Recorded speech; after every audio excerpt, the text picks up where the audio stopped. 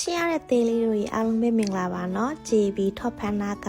Ted Brown Food Truck ဘက်သို့တွားခဲ့တာလေးကိုပြပြချင်ပါတယ်ဒါကတော့ location မှားပြီးထောက်လိုက်တာမှားပြီးပို့လိုက်တဲ့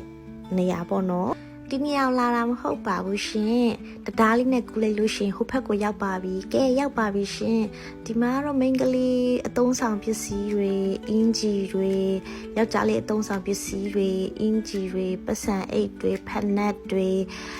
ဘယ်လိုရှင်အလားပြင်ပစ္စည်းလေးတွေ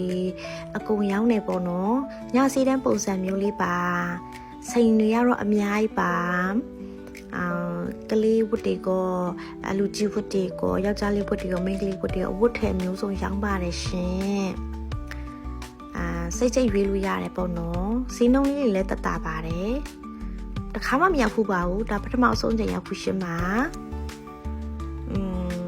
ဒီဖက်မှာတော့အဝတ်စားတွေပဲရောင်းတဲ့နေရာပေါ့နော်အတန်းတော့တော်တော်လေးရှိပါတယ်ဈေးကတော့နည်းနည်းကျယ်တယ်လို့ပြောရမှာပေါ့နော်အဝတ်စားလေးတွေရောင်းပါတယ်ဟိုကြီးတီကြီးပေါ့နော်ဟိုကြီးတီကြီးဟိုသွားတီသွားပေါ့ဒီဖက်အတန်းတော့အဝတ်စားတွေရောင်းတဲ့အတန်းလေးလို့ပြောလို့ရပါတယ်ရှင်ရှီတောက်တွေလည်းညောင်းနေပါပြီနော်အဲ့ဒါနဲ့အစားတန်းဖက်ကိုသွားမယ်ဆိုပြီးတော့ဟိုဖက်ကိုသွားဖို့လုပ်နေပါတယ်ရှင်အစားပြီးလို့ရှိရင်တနက်ပြစ်ပါမယ်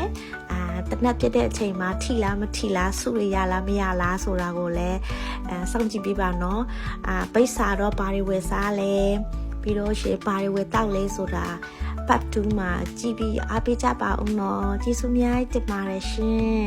Thank you and love you all နောက်ပိုင်းမှာကြည့်ရှုပေးကြပါဦးနော်